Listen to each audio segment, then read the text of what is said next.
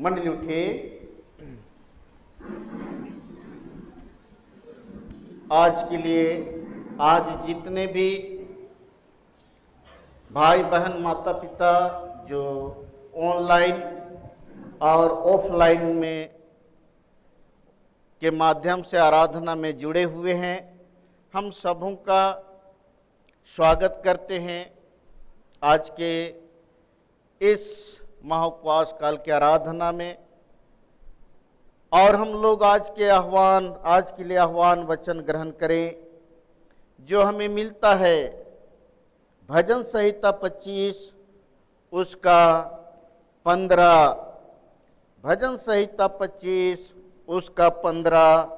मेरी आंखें सदैव यहोवा पर टकटकी लगाए रहती है, क्योंकि वही मेरे पाँव को जाल में से छुड़ाएगा। तो आइए हम प्रार्थना करें। पिता परमेश्वर, हम धन्यवाद देते हैं प्रभु बीते संपूर्ण जीवन के लिए कि तू हम सबों के साथ बीते समयों में तू अपनी उपस्थिति को बनाए रखा। हाँ पिता परमेश्वर, हम लोगों ने अपनी आंखें उस क्रूस की ओर टकटकी लगाए रखे, चाहे नहीं रखे, लेकिन तेरी आंखें हम सबों के ऊपर बनी रही, जिसके कारण प्रभु हम इस संसार के सारे जाल फांद से छुटकारा पाए हैं। और हे पिता परमेश्वर, आज के इस विश्राम और दिन में हम पहुंच पाते हैं। इस तेरे बड़े अनुग्रह के लिए, प्रेम दया के लिए प्रभु धन्यवाद। और इस समय जब हम पवित्र भवन में आते हैं, हे अब्बा, हम सबों के पाप को तू अपने क्रूस से बहते हुए लहू से प्रभु धोकर शुद्ध कर दे, साफ कर दे, पवित्र कर दे, कि हम आज के इस दिन शुद्धता और पवित्रता के साथ तेरी आराधना करने सके, गीत गाने सके, वचन सुनने सके। और प्रभु हम प्रार्थना करते हैं मंडली के विश्वासियों को भी प्रभु, जितने भी हैं, हम सबको प्रभु अपने क्रूस की छाया में ले ले, ताकि हम उन विश्वासियों के समान विश्वासी हो सके जिन्होंने प्रभु तेरे मृत्यु के बाद ये कहा, निश्चय यह व्यक्ति धर्मी है। इसलिए पिता परमेश्वर, हम सभी तेरे क्रूस के तले आते हैं और उस धार्मिकता को तेरे लहू के द्वारा प्राप्त करना चाहते हैं। इसलिए गीत गाने में, आराधना करने में, वचन सुनने में तू हमारी सहायता अगुवाई कर। प्रार्थना मसीह यीशु के नाम से मांगते हैं, सुन और दया से ग्रहण कर, आमीन। मंडली बैठे। गिरजा आराधना आरंभ करते हुए गीत गाएंगे 120 120 1 2 0 120।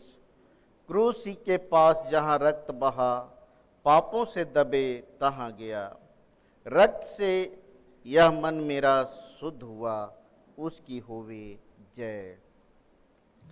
क्रूसी के पास जहाँ रक्त बहा, पापों से दबे तहाँ गया, रक्त से यह मन मेरा शुद्ध हुआ, उसकी होवे जय, उसकी होवे जय,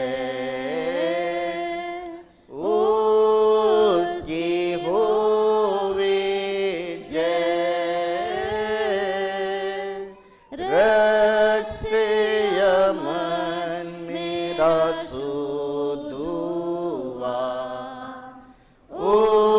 उसकी होवे जय।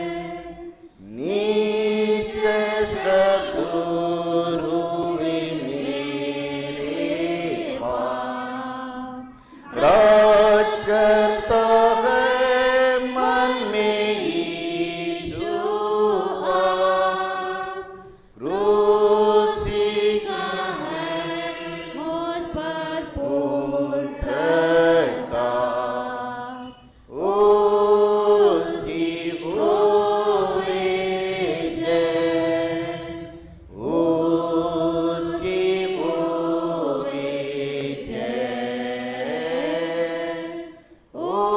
उसकी होवे जय। रक्त से अमन मेरा हुआ,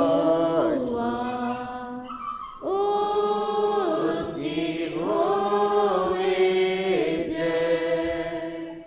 सृष्टि ने मुझे शुद्ध किया, सुंदर वसुत है क्रूसी का, उस पास में जाकर संतुष्ट हुआ, उसकी होवे जय, उसकी होवे जय, उसकी होवे जय। रक्त से अमन मेरा शुद्ध हुआ, उसकी होवे जय। निर्मल वसुता और आशीष में, उसे सब पाप तेरे होते छे। जब आकर अभी हो जाने भय, उसकी होवे जय, उसकी होवे जय, उसकी होवे जय।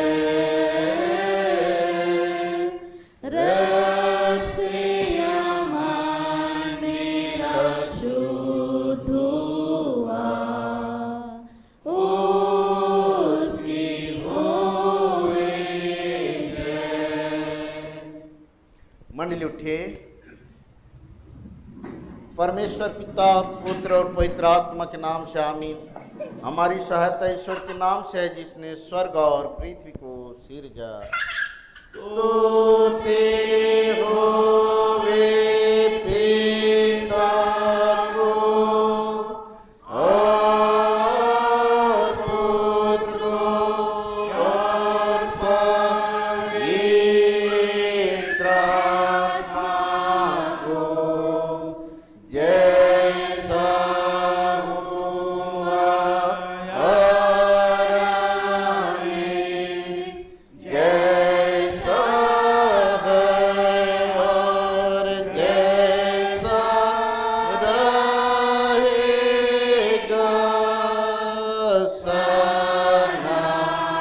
सनातन से सनातन लो। आमीन। हम ईश्वर के सामने अपने पापों को दीनताई से मान लेवे। हे सर्वशक्तिमान ईश्वर दयालु पिता, हम दीनताई से अपने सब पाप और अपराधों को तेरे सम्मुख मान लेते हैं। तू अपने प्रिय पुत्र हमारे प्रभु यीशु ख्रीस्त के कारण हम पर दया दृष्टि कर और हमारे सब पापों को क्षमा कर। आमीन। प्रभु हम पर दया कर, कृष्ण हम पर दया कर, प्रभु हम पर दया कर।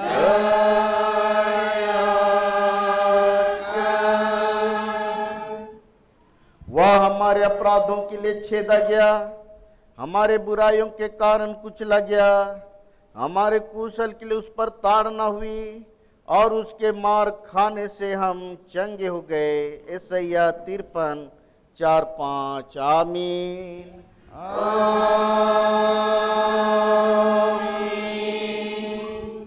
मंडली उठे, सबसे ऊंचे स्थान में ईश्वर का गुणानुवाद हो। और पृथ्वी पर कुशल और मनुष्यों में प्रसन्नता होवे।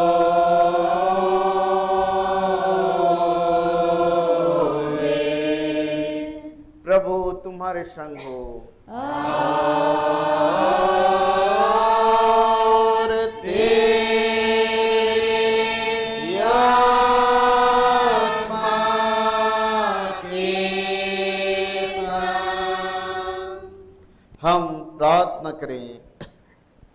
हे दयालु ईश्वर स्वर्गवासी पिता, हम सारे मन से तेरा धन्यवाद करते हैं कि तू हमारे पापों का भार हमसे उतार के अपने पुत्र पर रखा है। हम दीनताई के साथ तेरी विनती करते हैं कि पवित्र आत्मा के द्वारा हमको चला, कि हम अपने प्रभु यीशु ख्रीस्त के दुख और मरने के द्वारा शैतान के विरुद्ध और हर परीक्षा में शांति और सामर्थ पाएं, जिससे सब पापों से परे रहने का यत्न करके अनंत जीवन प्राप्त करें, तेरे पुत्र हमारे प्रभु यीशु ख्रीस्त के द्वारा। आमीन।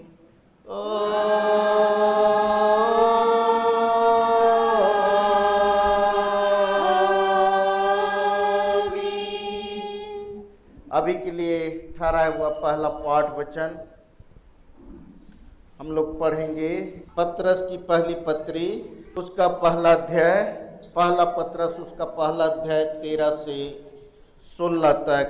पहला पत्रस पहला अध्याय 13 से 16 तक, इसको हम लोग प्रतिवाद करते हुए पढ़ेंगे।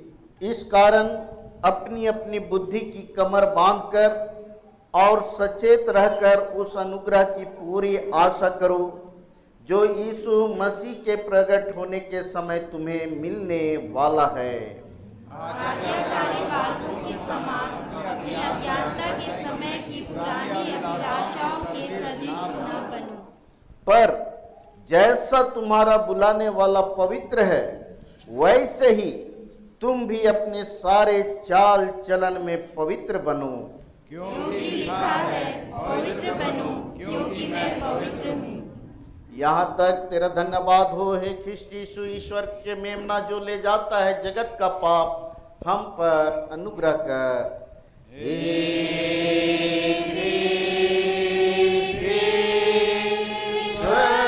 के मेमना जो ले जाता है जगत का पाप, हम पर अनुग्रह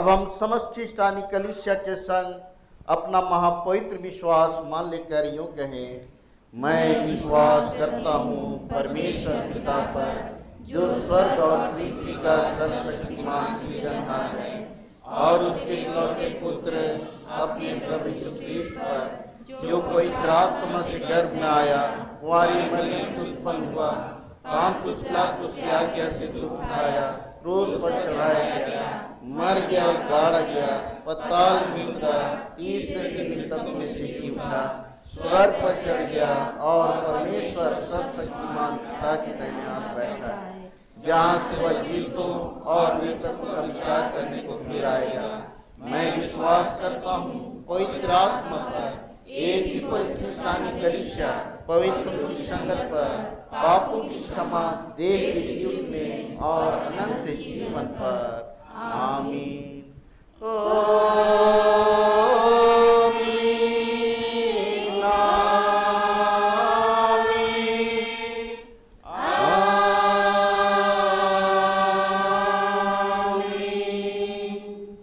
मंडली बैठे, आगे हम लोग गीत गाएंगे। गीत नंबर 118। गीत नंबर 118। मुहब्बत खुदा की दिखाने के लिए सलीब पर चढ़ गया यीशु, पहना कांटों का था ताज की बच जावे गुनाहगार, यीशु ने दी सलीब पर अपनी जान। मुहब्बत खुदा की दिखाने के लिए सलीब पर चढ़ गया यीशु, पहना कांटों का था ताज की बजावे गुनाहगार, यीशु ने दी सलीब पर अपनी जान, यीशु ने दी सलीब पर अपनी जान,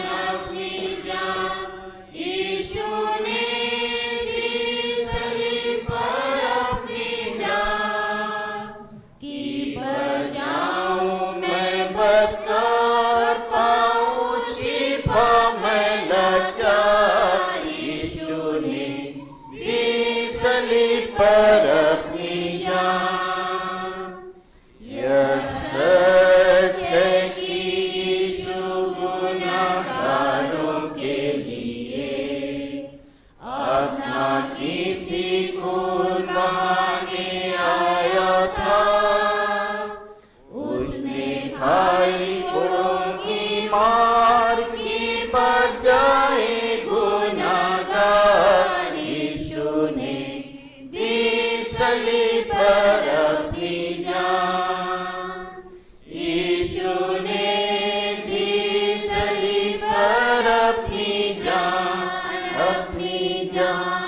यीशु ने दी सलीब पर अपनी जान, कि बजाऊं मैं बदकार, पाऊं शिफा मैं लाचार, यीशु ने दी सलीब पर अपनी जान। क्रूस पर से उतार कर उसे दफन कर दिया, और कब्र पर बैठा दिया पहरा, यीशु फतेहमंद है आज, क्योंकि मौत की हुई हार, यीशु फिर अब जलाने आएगा, यीशु फिर अब जलाने आएगा, यीशु फिर अब जलाने आएगा। देखो यीशु का प्यार, और हो जाओ तुम तैयार, यीशु फिर अब जलाने आएगा। मंडली उठे। तुम्हें हमारे पिता परमेश्वर और क्रूस घाती यीशु मसीह की ओर से अनुग्रह और शांति मिले। आमीन। आइए हम प्रार्थना करें। पिता परमेश्वर, हम धन्यवाद देते हैं प्रभु कि तू हम सबों को फिर से एक अवसर दिया कि हम तेरे वचन से तेरे इस जगत में आने के उद्देश्य को समझ सकें।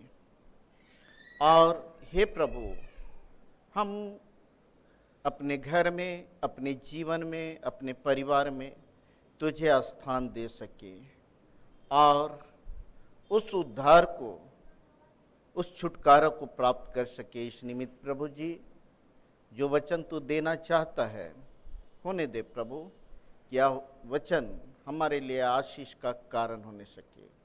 प्रार्थना मसीह यीशु के नाम से मांगते हैं, सुन और दया से ग्रहण कर, आमीन।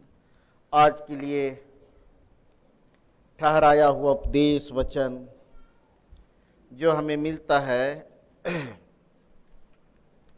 लूका रचित सुसमाचार, उसका 9वां अध्याय। लूका रचित सुसमाचार उसका 9वां अध्याय, उसका 51 से 56 तक, 51 से 56 तक। उसमें ऐसा लिखा है, लूका 9:51 से 56। जब यीशु के ऊपर उठाए जाने के दिन पूरे होने वाले थे, तब यीशु ने यरूशलेम को जाने का दृढ़ निश्चय किया। यीशु ने अपने आगे दूत भेजे, वे सामरियों के एक गांव में गए कि यीशु के लिए जगह तैयार करें। परंतु उन लोगों ने यीशु को वहां ठहरने ना दिया, क्योंकि यीशु यरूशलेम को जा रहे थे। यह देखकर यीशु के चेले याकूब और यूहन्ना से कहा, हे प्रभु, क्या आप चाहते हैं कि हम आज्ञा दें कि आकाश में आग गिरे और सामरियों को भस्म कर दे? परंतु यीशु ने फिरकर उन्हें डांटा और कहा, तुम नहीं जानते कि तुम कैसी आत्मा के हो, क्योंकि मनुष्य का पुत्र लोगों के प्राणों को नष्ट करने नहीं, वरन उनको बचाने के लिए आया है। तब वे किसी और गांव में चले गए। यहाँ तक मंडली बैठे।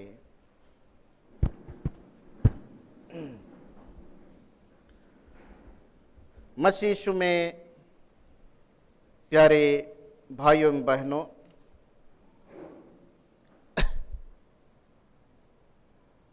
हम आज के इस वचन में देखते हैं, और आज का रविवार का नाम है ओकोली रविवार, और जिसका अर्थ जो लैटिन भाषा में है और जिसका अर्थ होता है मेरी आंखें, मेरी आंखें। प्यारे भाई और बहनों, यीशु मसीह या हम लोग जब यात्रा करते हैं तो हम लोग एक प्लान के साथ हम लोग यात्रा करते हैं, चाहे नजदीक का यात्रा हो चाहे दूर का यात्रा हो। यीशु मसीह भी एक यात्रा में निकलने वाले हैं और उनको यरूशलेम जाना है। और ये यरूशलेम, इसके पहले इस समय यीशु मसीह गलील में हैं और गलील में इस समय सुसमाचार प्रचार कर रहे हैं। यीशु मसीह का सुसमाचार का जो क्षेत्र था गलील और यहूदिया, और इस समय यीशु मसीह को यरूशलेम जाना है और परमेश्वर की योजना को पूरा करना है। और ये एक तरह से अंतिम यात्रा है।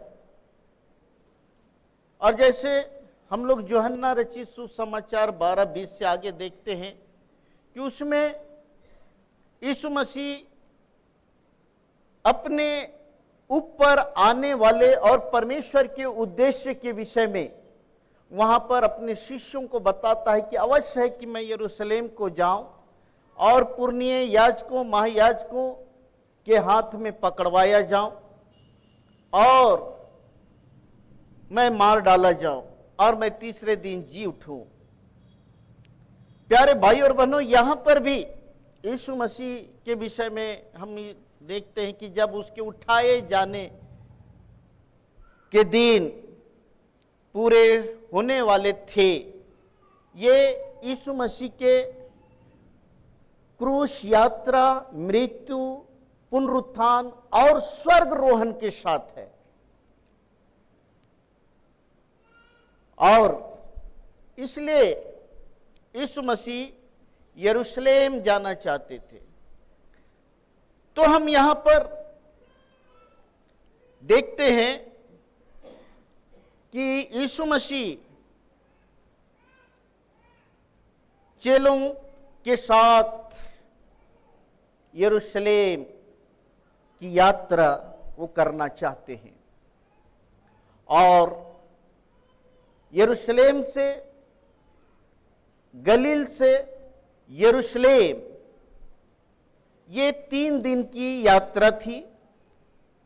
पैदल चलने से 3 दिन लगता था और इसलिए उनको, चूंकि ये सामरिया जो है ये सीधा रास्ता पड़ता था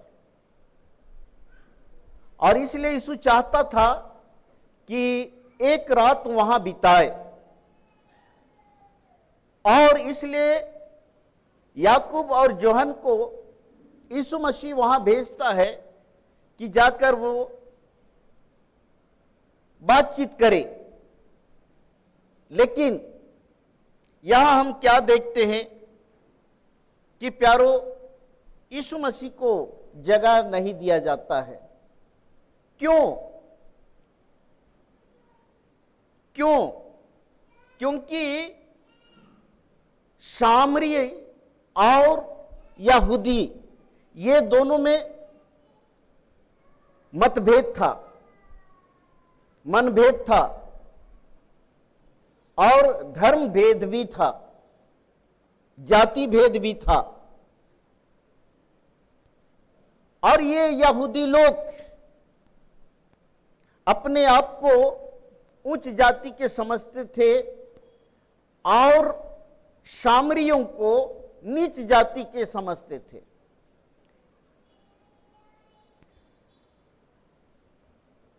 और इसलिए प्यारो, सब लोग, जो हम लोग मानव हैं और मानव सोच विचार के आधार पर हम लोग देखते हैं, क्या देखते हैं कि हम लोग किसी पर गुस्सा उतारना हुआ या अपना गुस्सा व्यक्त करना हुआ तो हम लोग भी कहीं ना कहीं ऐसा चूक करते हैं। बदला लेने का अच्छा अवसर मिला, ये लोग यीशु मसीह को उस जगह में स्थान, उस सामरी में स्थान नहीं दिए। दूसरी ओर हम क्या देखते हैं? हम ये देखते हैं कि अब याकूब और यूहन्ना, जिसको जगह के लिए, एक स्थान चुनने के लिए या जगह मांगने के लिए भेजे थे, ये लोग भी पीछे नहीं रहे और ये लोग भी तुरंत उसका बदला लेने के लिए यहां पर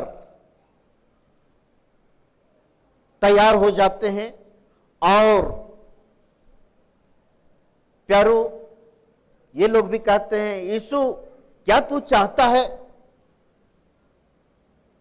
कि हम आज्ञा दे और आकाश से आग गिरे और इसे भस्म कर दे? प्यारे भाई और बहनों, यहां हम क्या देखते हैं यीशु मसीह जो है,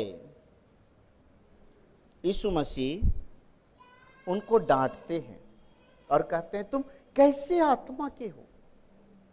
मनुष्य का पुत्र लोगों के प्राणों को नष्ट करने नहीं, वरन उसको बचाने के लिए आया है, बचाने के लिए आया है। प्यारे भाई और बहनों, यीशु मसीह का इस जगत में आने का उद्देश्य यही था। और यहां पर शिष्यों को यह बताना चाहता है यीशु मसीह अपने इस यात्रा में कि हमारा काम, हमारा मिशन जो है, हमारा मिशन लोगों के प्राण लेने का नहीं, लेकिन उसके प्राण को नष्ट करने का नहीं, लेकिन हमारा मिशन है बचाने का, छुड़ाने का। और प्यारे भाई और बहनों, ये यीशु मसीह का मिशन है, परमेश्वर का मिशन है। और इसलिए हम जब इस महाउपवास काल में हैं, प्यारो, इस गंभीर बात को हम समझे। ये गंभीर बात, हम लोग भी इस महाउपवास काल में एक उद्देश्य लेकर इस उपवास काल में जीवन व्यतीत कर रहे हैं। हमारा क्या उद्देश्य है? हम क्यों उपवास कर रहे हैं? हम इसे महाउपवास कहते हैं। महाउपवास क्यों? क्योंकि महाउपवास काल में उपवास ही नहीं, जिस तरह से राजाओं के राजा को हम लोग महाराजा कहते हैं, ठीक वैसे ही ये उपवास जो है, उपवासों से श्रेष्ठ है महाउपवास। आज कितने हम लोग अन्न छोड़ते हैं, जल छोड़ते हैं। हम लोग एक तपस्वी जीवन जीना चाहते हैं और सबके जीवन में एक उद्देश्य है, जो एजरा नबी का पुस्तक उसका 8:23 में हम लोग पाते हैं, मैंने उपवास सहित प्रार्थना की और उसने मेरी सुन ली। प्यारो, हम लोगों का भी एक उद्देश्य है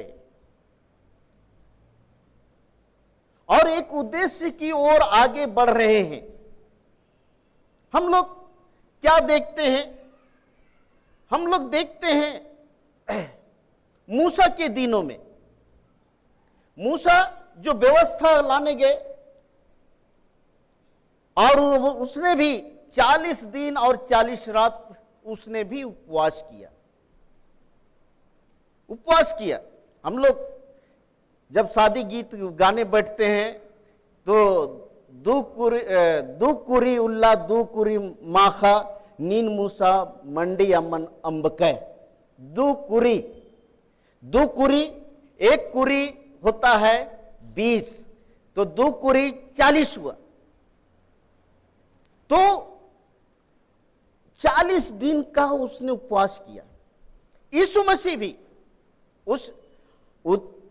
मूसा जो है वो व्यवस्था को लाने के लिए, उनका उद्देश्य था कि परमेश्वर का व्यवस्था को हम पहुंचाएं और इस्राएली लोग पाप बुराई छोड़कर ईश्वर के साथ जुड़े रहे। दूसरा, यीशु मसीह भी 40 दिन 40 रात उपवास किया और उसने अन्न भी छोड़ा, जल भी छोड़ा, साथ में ये संसार की भोग विलास की वस्तुओं को भी छोड़ा। यहां पर हम लोग देखते हैं और इस तरह से उसने उपवास किया। अब हम लोग चलते हैं जोना नबी के पुस्तक में कि जोना नबी नीनवे नगर को जाता है और नीनवे नगर को जाता है और कहता है, प्रचार करता है कि जोना ये नीनवे, जोना वहां प्रचार करता है और वहां के सब लोगों को आगाह करता है, आगाह करता है कि 40 दिन के बाद ये नीनवे पूरी तरह से नष्ट कर दिया जाएगा। जोना प्रचार कर रहा है, जोना प्रचार कर रहा है। 1 दिन बीत गया, 2 दिन बीत गया, 4 दिन बीत गया, 10 दिन बीत गया, लोग मन नहीं फिरा रहे हैं और इनके पास इन नीनवे नगर के वासियों के लिए 40 दिन का समय दिया गया है कि 40 दिन में अगर फिरते हो तो बचोगे, नहीं तो नष्ट कर दिया जाएगा। होते होते प्यारो इसी तरह से 20 दिन बीत गया, 20 दिन बीत गया। बीतने के बाद कुछ कुछ लोगों में सुगबुगाहट आने लगा और कुछ लोग कहने लगे, हमारा बाल देवता तो है, बाल देवता तो है, वो हमको बचाएगा। 20 दिन बीत गया। अब उनके पास मात्र 10 दिन बचा हुआ है, 10 दिन बचा हुआ है और लोग अपने तरीके से जी रहे हैं। अब उसके पास 7 दिन बचा हुआ है बचने के लिए, केवल 7 दिन बचा हुआ है। वो 7 दिन में तुरंत राजा राज आदेश निकालता है, राज आदेश निकालता है और प्यारो क्या भेड़ बकरी पालतू पशु, क्या माता पिता, क्या बाल बच्चे, ये सब तैयारी करते हैं और राजा भी राज आदेश अपने मंत्रियों को बुलाता है और उसके बाद में वहां सहमति बनती है और वो उसके पास 3 दिन बचा है, 3 दिन बचा है और 3 दिन कहता है, 4 दिन बचा है, चौथा दिन में वो 4 दिन बचा है, उसमें वो कहता है चौथा दिन के पहला दिन में कि आज रात से पूरे राज्य में सब लोग, क्या पशु पक्षी, क्या जीव जंतु और क्या बच्चे, दूध पियाओ बच्चे, क्या माता पिता, सब उपवास करें, सब उपवास करें। और प्यारो सच्चाई है कि वे लोग जो बाल देवता का पूजा करते थे, वे लोग अपना अपना हथियार, लड़ाई का हथियार हुआ जो निष्प्रेम था, उस सब को लोग निकाले। जो लड़ाई का हथियार, जो टांगी, बलुआ, बर्छी जो भी था, उसको लेकर आग में जला दिए। और उसके बाद में जो भी उनके पास जो भी वैसा वैसा बातें थी, सबको वे लोग एकदम हृदय से मान लिए। राजा भी टाट पहना और राख में बैठ गया और वो भी उपवास सहित, आंतरिक रूप से, केवल टाट पहना नहीं, केवल राख में बैठा सो बात नहीं, लेकिन अंदर से उसने पश्चाताप किया कि मेरे से भी गलती हुआ प्रभु, कि मेरे को तूने सत्ता दिया लेकिन मैं अपने प्रजाओं के बीच में शांति चैन स्थापित नहीं कर सका। मेरे गलती के कारण मेरे लोग भटक गए हैं। प्यारो, परमेश्वर ने ये देखा और अपना इरादा बदल दिया। मेरी आंखें, हमारी आंखें कहां लगी हुई है? हमारी आंखें उद्देश्य में लगी रहनी चाहिए। जिस तरह से हम लोग भजन संहिता उसका 25 में, भजन संहिता 25-15 में हम लोग देखते हैं कि मेरी आंखें सदा प्रभु यहोवा पर टकटकी लगाए रहती है, टकटकाए लगी रहती है। प्यारो, जब हम यात्रा करते हैं तो हम लोग, हमारा निगाह जो है वो रास्ता में रहता है, रास्ता में रहता है, और हमारा ध्यान मंजिल की ओर रहता है, उद्देश्य की ओर रहता है। यीशु मसीह का भी जो यात्रा है वो यात्रा उद्देश्य को पूर्ण करने के लिए है। लेकिन सामरी लोग इस बात को नहीं समझ पाए, उन्होंने यीशु मसीह को जगह नहीं दी, और याकूब और यूहन्ना भी, उनमें भी वो आत्मिक बातें नहीं थी। दूसरी बात कि याकूब और यूहन्ना को इस बात से भी यीशु मसीह अवगत कराना चाहता है कि जब हम सुसमाचार के लिए निकलते हैं, सुसमाचार के लिए निकलते हैं और हम एक मिशन की ओर आगे बढ़ते हैं, तो हो सकता है हमको लोग जगह ना दे, हमको जगह ना दे, हो सकता है हमको लोग तरह तरह से ताड़ना दे, लेकिन उसका ताड़ना देना, दुख देना उद्देश्य की पूर्ति नहीं है।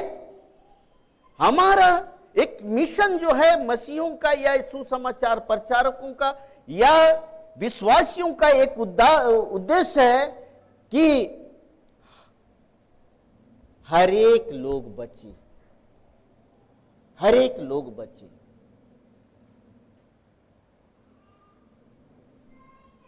हर एक का उद्धार हो। इसलिए रुकावट भी आए तो हमको नजरअंदाज करते हुए आगे बढ़ना है, आगे बढ़ना है, ताकि लोग नीनवे नगर के लोगों के समान मन फिराएं, मन फिराएं और बच जाएं। प्यारे भाई और बहनों, हम लोग हर साल महाउपवास काल मनाते हैं। हर साल कितने महाउपवास काल आए, कितने बीत गए। हमारा उद्देश्य क्या है? क्या है? लेकिन हमारे जीवन के बचाव के लिए, हमारे परिवार के बचाव के लिए हमारे पास 40 दिन है। 40 दिन। अगर हम इस 40 दिन उस क्रूस की ओर हमारी निगाह बनी रहती है, उसके बलिदान की ओर हमारी निगाहें बनी रहती, मेरी आंखें, आज ओकोली सप्ताह है और उसका अर्थ है मेरी आंखें उस क्रूस की ओर लगी रहती है, तो प्यारे भाई और बहनों, ये 40 दिन का आशीष 325 दिन, जो साल में 365 दिन होता है, ये 325 दिन ईश्वर की क्रूस की छाया और सामर्थ हमारे जीवन में बनी रहती है, बनी रहती है, जिसको भजनकार बहुत सुंदर लिखता है, सुंदर लिखता है, क्योंकि वही मेरे पांवों को जाल में से छुड़ाएगा, छुड़ाएगा। कब? मेरी आंखें सदैव यहोवा पर टकटकी लगाए रहती है, क्योंकि वही मेरे पांवों को जाल में से छुड़ाएगा। ये बहुत बड़ी बात है, बड़ी बात है। और दूसरा जो है भजन संहिता 37 उसका 5 में, अपनी मार्ग का चिंता यहोवा पर छोड़ और उसी पर भरोसा रख, उसी पर भरोसा रख, तो वह तेरे कार्यों को सफल करेगा। प्यारे भाई और बहनों, हमारे प्रिंसिपल डॉक्टर डांग, रोयन डांग, हम लोगों को इसी यात्रा के गीत के विषय में पढ़ा रहे थे। बहुत सुंदर, मेरी आंखें धर्मियों की ओर लगी रहती है, मेरी आंखें यहोवा की ओर सदैव लगी रहती है। तो बहुत एकदम सिंपल शब्द में समझाए, सिंपल शब्द में समझाए कि एक बार छोटे छोटे थे तो बारात गए थे, बारात गए थे, तो बारात गए थे। अब वहां से विदाई हुआ, विदाई हुआ, वो लोग पैदल, पहले तो लोग पैदल चलते थे, तो विदाई हुआ। तो एक बहन जब विदाई की प्रार्थना हो रही थी तो वहां पर वो उपस्थित नहीं थी, तो लोगों ने कहा कि अरे आप कहां चले गई थी, विदाई की प्रार्थना हो रहा था। तो बोलती है अरे विनतियों करेंगे तो भी तो हमको पैदले जाना होगा, कहा हमको ईश्वर ढो के पहुंचा देगा क्या? ईश्वर हमको ढो के पहुंचा देगा? अब ये लोग लड़की लेकर जा रहे हैं वापस। अब थोड़ा धुंधरुक हो गया, धुंधरुक हो गया, तो औरत जो है कुआं में गिर गई, गिर गई। अब गिरी तो झाड़ू बाजा पानी में। अब लोगों ने, बहनें भी थी, अब ऐसा वीरान जगह था, लोगों ने, बहनों ने अपना साड़ी भी खोले और जोड़े और उसके बाद में उतर के उसको बचाए। तब उसको कहा गया, देखो ईश्वर ढो के पहुंचाए चाहे नहीं पहुंचाए, लेकिन ईश्वर हम लोगों को सुरक्षित पहुंचाता है, सुरक्षित पहुंचाता है। इसीलिए प्यारों, इसीलिए हमेशा हमारी आंखें उस ईश्वर की ओर लगी रहनी चाहिए जो हमारी यात्रा को सफल करता है। चाहे वो जीवन की यात्रा हो, चाहे नौकरी की यात्रा हो, चाहे किसी प्रकार की यात्रा हो, चाहे सेवकाई की यात्रा हो, हमारी आंखें उस क्रूस की ओर, जिस क्रूस से वह हमारे लिए बलिदान हुआ, जिस क्रूस में हमारे लिए बलिदान हुआ। क्यों हुआ? हमारे उद्धार के लिए, हमारे सुरक्षा के लिए, पूर्ण सुरक्षा के लिए। इसलिए उसने मरकुस 10:45 में कहा, मनुष्य का पुत्र सेवा कराने नहीं, सेवा कराने नहीं, सेवा करने आया है और बहुतों की छुड़ौती के लिए अपना प्राण दे। प्यारो, हम चाहे जितना भी कर ले यीशु मसीह के लिए, प्यारो वो उसके लिए नहीं, हमारे लिए हम करते हैं। अगर हम दान भी देते हैं, हमारे लिए देते हैं कि हम आशीष पाएं। हम कुछ भी करते हैं, हम हमारे आशीष के लिए, हमारे बेनिफिट के लिए, कि हमारी नजरें, हमारी आंखें उसकी ओर खुली रहेगी, हमारी मुट्ठी उसके लिए खुला रहेगा, हमारा जीवन उसके लिए खुला रहेगा, हमारे जीवन का आंख उसकी ओर खुला रहेगा। हमको कभी किसी भी जाल में फंसने नहीं देगा, कभी फंसने नहीं देगा। इतना ही नहीं, नरक के जाल में, मृत्यु के जाल में भी हमको फंसने नहीं देगा, नहीं देगा। शैतान के जाल में भी फंसने नहीं देगा। इसलिए प्यारे भाई और बहनों, यीशु मसीह स्पष्ट किया है कि मनुष्य का पुत्र लोगों को हानि पहुंचाने के लिए नहीं, लेकिन उसके प्राणों को बचाने के लिए आया है, बहुतों की छुड़ौती के लिए अपना प्राण देने के लिए आया है। इसलिए प्यारो, हम जब इस महाउपवास काल में हैं, हम गंभीरता से इस काल को ले हम लोग, अगर बहुत लोग हम देखते हैं, अरे महा उपवास काल है, कितने चले गए, उनका जीवन में बदलाव नहीं होता है, बदलाव नहीं होता है। लेकिन जब घर में, अपना घर में लाश पड़ा रहता है, तब तकलीफ समझ में आता है। जब घर में कैंसर के रोगी और तरह तरह के रोगी पड़े रहते हैं, तब उसके दुख से अपने आप को महसूस और दर्द महसूस होता है। लेकिन यीशु की कुर्बानी के लिए महसूस नहीं कर पाते। प्यारो, हम बच्चे अपने घर में आने वाली विपत्ति से, दुख से, तकलीफ से बचने का एक ही उपाय है कि हम उस यीशु के क्रूस की ओर अपनी आंखें, अपना जीवन जोड़े रहें, उसी को देखें। क्योंकि उसने बस हमारे ही लिए तो निश्चय उसने हमारे रोगों को सह लिया। सबसे बड़ा रोग कौन है? क्या है? पाप है। और पाप के कारण ही तो उस लकवे के मारे व्यक्ति को लकवा का बीमारी हुआ था।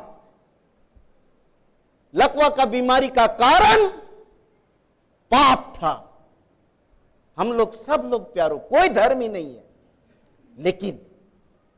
लेकिन एक बात की गारंटी है, वो गारंटी यीशु मसीह का लहू हमें सब पापों से शुद्ध करता है। उसके मार खाने से हम चंगे हो गए, लहू बहाने से शुद्ध हो गए, इस बात की गारंटी है। इसलिए अवसर है, ये 40 दिन हमारे लिए अवसर है। आप मानो तो ठीक, नहीं मानो तो ठीक, लेकिन ये 40 दिन हमारे लिए अवसर दिया गया है। 99 के लोगों को दिया गया था, वे लोग बच गए, हमारे लिए भी दिया गया है। इसलिए प्यारे भाई और बहनों, उसके बलिदान को हम समझें। भले सामरियों ने नहीं समझा, कोई बात नहीं, उनका जाति भाई लड़ाई था, नहीं समझे, याकूब जो है ना नहीं समझे, लेकिन यीशु मसीह ने तो हमारे लिए, हमारे आंखों के सामने सब कुछ दिखाया है, सब कुछ कर दिया है। इसलिए आज हम लोगों को समझना चाहिए और संसार और शैतान की शक्तियों से दूर रहना आवश्यक है। तब जो यीशु मसीह ने हमारे लिए बलिदान हुआ है प्यारो, हमारे जीवन के लिए, हमारे परिवार के लिए, वो बलिदान व्यर्थ नहीं होगा। सो परमेश्वर इस वचन के द्वारा हमारी सहायता और अगुवाई करे कि हम ऐसे संयमी काल में सचमुच में हम अंदर से, सोच से, विचार से, बोली से, वचन से, काम से अपने आप को सुरक्षित रखें। आमीन। आइए हम प्रार्थना करें। पिता परमेश्वर, हम धन्यवाद देते हैं प्रभु कि तू हम सबों को एक अवसर देता है और अवसर दिया है। पिछले साल प्रभु कितने लोग गुजर गए, चाहे वो कोरोना से हो, चाहे और बीमारी से हो, चाहे और बातों से, लेकिन प्रभु हमें जिंदों के जमीन पे खड़ा रखा है और इस 2022 के महाउपवास काल में ला पहुंचाया है कि प्रभु जी हम उस निन्यानवे वासियों के समान हम अपने आप को पहचाने, अपने क्रियाकलापों को जाने और प्रभु छुटकारा पाने के लिए प्रभु जिस तरह से वे लोग समर्पित भाव से, गंभीरता के साथ वे सब बुराइयों से फिरे लौटे और बच गए। हे प्रभु, हम भी तेरे लहू की शक्ति में पश्चातापी जीवन के द्वारा हम सुरक्षित हो जाएं, बच जाएं। इस निमित्त हमारे सारे पाप दोष अपराधों को क्षमा कर दे। प्रार्थना मसीह यीशु के नाम से मांगते हैं, सुन और दया से ग्रहण कर, आमीन। और ईश्वर की शांति जो समस्त ज्ञान से ऊर्ध्व है, हर एक के मन और हृदय की रक्षा और रखवाली करे, आमीन। धन्यवादी अभिलाषी, पूरी सारी मंडली खड़े हो जाएंगे। धन्यवादी अभिलाषी वेदी के सम्मुख आएंगे। आइए हम लोग धन्यवाद के लिए वचन ग्रहण करेंगे। धन्यवाद के लिए वचन ग्रहण करें। भजन संहिता 130 उसका 4 से 6 तक। तू क्षमा करने वाला है जिससे तेरा भय माना जाए। मैं यहोवा की बाट जोहता हूँ, मैं जी से उसकी बाट जोहता हूँ और मेरी आशा उसके वचन पर है। पहरुए जितना भोर को चाहते हैं, हाँ पहरुए जितना भोर को चाहते हैं, उससे भी अधिक मैं यहोवा को अपने प्राणों से चाहता हूँ। आइए हम प्रार्थना करें। पिता परमेश्वर, हम धन्यवाद देते हैं प्रभु कि सचमुच में तेरे बेटे और बेटियां तुझे चाहने वाले लोग हैं, जिनके जीवन में प्रभु बीते संपूर्ण जीवन में तू उपकार का काम किया। कितनों को एक स्थान से दूसरे स्थान को सकुशल पहुंचाया। कितने तेरे बेटे बेटियों को जन्मदिन देखने का अवसर दिया। कितनों के जीवन यात्रा को सफल किया। कितने तेरे बेटे बेटियों को प्रभु परीक्षा लिखने में सहायता किया, और कितने तेरे बेटे बेटियां परीक्षा लिखने जा रहे हैं। और कितनों के जीवन में प्रभु नए नए सामानों से सुसर्जित किया। नौकरी जीवन में सफलता दिया, बाल बच्चों के पढ़ाई लिखाई में सफलता दिया। और कितनों को प्रभु जी तूने उत्तम उत्तम आशीषों से सुसर्जित किया है। कितनों को प्रभु तो बीमारी से चंगा किया। कितनों को प्रभु संघर्ष करने में सहायता किया। और इस तरह से प्रभु जितने तेरे बेटे और बेटियां तेरे वेदी के सम्मुख उपस्थित हैं, हर एक के जीवन में प्रभु तूने उपकार का काम किया है। इसलिए पिता परमेश्वर, एक एक धन्यवादी अभिलाषियों को जिनके जीवन में तू रहा और कई प्रकार के आशीषों से सुसर्जित किया, कई बातों में सफलता दिया, और कईयों के जीवन में प्रभु तूने उत्तम आशीषों से नवाजा है। सो एक एक धन्यवादी अभिलाषियों को तेरे पवित्र चरणों में त्रिएक परमेश्वर पिता, पुत्र और पवित्र आत्मा के नाम से अर्पण करते हैं। सबको ग्रहण कर। और जितने प्रभु आगे की जीवन में सफलता पाना चाहते हैं और उससे पहले धन्यवाद के साथ तेरे पास आते हैं, प्रभु उनके जीवन को भी सफल बनाना।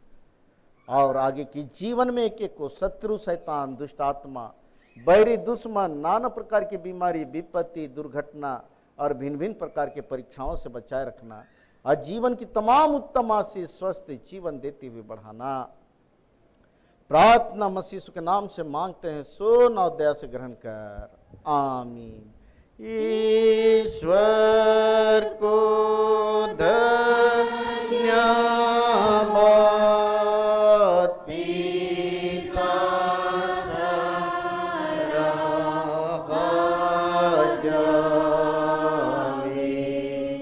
पुत्र को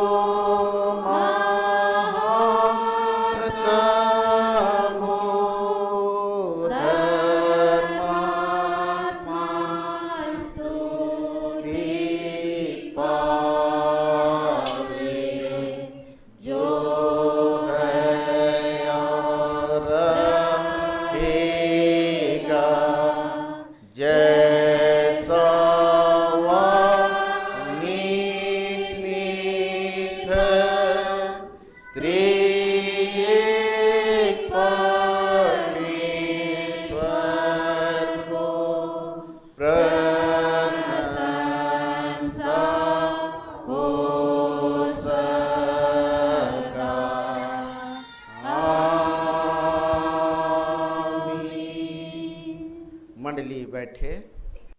आगे हम लोग गीत गाएंगे। 116 गीत नंबर 116। ईश्वर ने अद्भुत रीति से इस जग को किया प्यार और दिया अपने पुत्र को कि सबका उद्धार। ईश्वर ने अद्भुत रीति से इस जग को किया प्यार, इस जग को किया प्यार और दिया अपने पुत्र को कि सबका उद्धार, और दिया अपने पुत्र को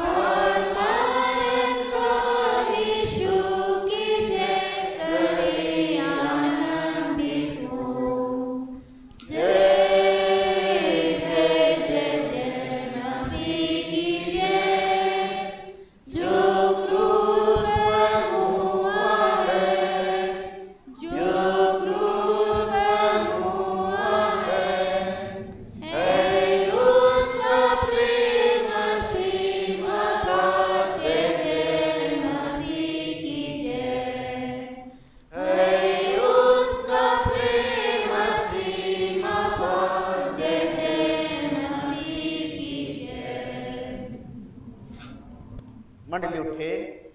जो कुछ हम देते हैं वह मान है तेरा ही, हमारा सब कुछ तेरा है, यथार्थी है तेरी। आइए हम लोग इन दानों को अर्पण करते हुए अंतिम प्रार्थना करें। पिता परमेश्वर, इस दान को दान अर्पण करने हारे माता पिता भाई बहन बाल बच्चों को जिन्होंने प्रभु यह दान अर्पण किया है, जिस भंडार से लाया गया है प्रभु, उस भंडार को तू भरा पूरा रखना। और कितने तेरे बेटे बेटियां प्रभु उपवास सहित ये दान अर्पण करते हैं। हे प्रभु, उसके उपवासी मन को तू देखता है, जानता है। इसलिए प्रभु, जिस तरह से एजरा नबी की पुस्तक में हम पाते कि हमने उपवास सहित प्रार्थना किया और उसने मेरी सुन ली, प्रभु सबों ने उपवास सहित ये प्रार्थना के साथ ये दान अर्पण किए हैं। इसलिए पिता परमेश्वर, हर एक के दान को ग्रहण कर और प्रार्थना को सुन। और प्रभु, उनका जो उद्देश्य है, यदि उनके जीवन के भलाई के लिए है, तो प्रभु तो उनके जीवन में भलाई को प्रकट कर और निरंतर आशीष के साथ बढ़ा। पिता परमेश्वर, हम प्रार्थना करते हैं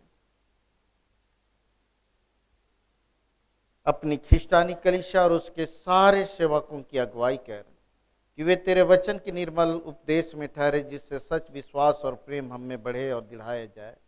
हे प्रभु, भारत रिपब्लिक के हमारे प्रेसिडेंट, इस प्रांत के गवर्नर, राजकीय सभाओं, मंत्री मंडलों, सब न्यायों, वो हाकिमों और सब राज कर्मचारियों को आशीष दे और उनकी अगुवाई कर कि वे न्याय और धर्म से देश की सेवा करें और हम कुशल चैन से सारी भक्ति और गंभीरता से काल बिताएं।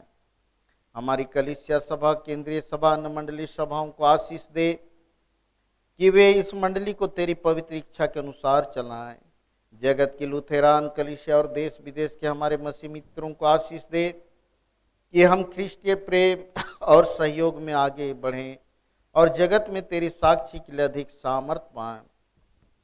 हमारी कलीसिया के सब काम पर आशीष दे। लड़के लड़कियों की शिक्षा पर आशीष दे कि वे तेरे भय, प्रेम और भरोसा में बढ़ते जाएं। कलीसिया के विद्यालयों, शिक्षण, प्रशिक्षण महाविद्यालयों और अन्य संस्थाओं को संभाल और उनको बढ़ती दे और उनके द्वारा कलीसिया के लिए आत्मिक और लौकिक आशीष दे।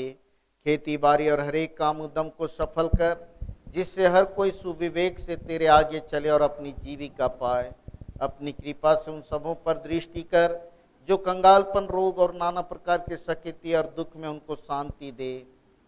पिता परमेश्वर, जितने भी रोगी दुखी भाई बहन हैं, उन्हें भी तेरे हाथ में देते हैं प्रभु। सबके रोग दुख तकलीफ को दूर कर। यदि पाप के कारण भी है तो प्रभु पाप को क्षमा कर। यदि प्रदूषण के कारण है, खाने पीने के कारण है, तो प्रभु जी उसे भी तू शुद्ध और पवित्र कर कि पिता परमेश्वर, जितने भी रोगी दुखी भाई बहन हैं सब चंगे हो सके।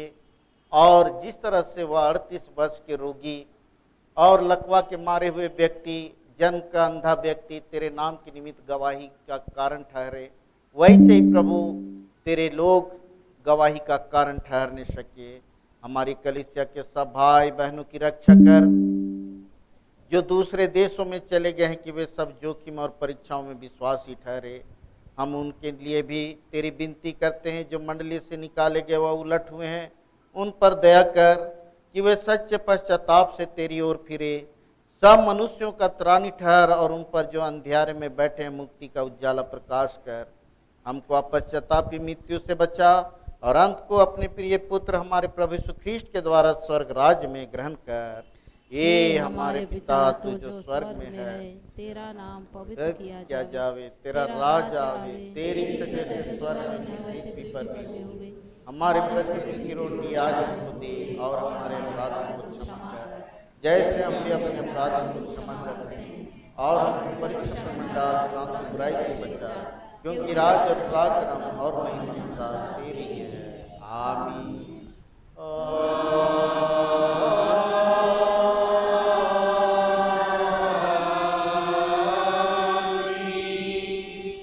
हम लोग कुड़ुक डंडी 217 का कोरस और पहला पद को गाएंगे।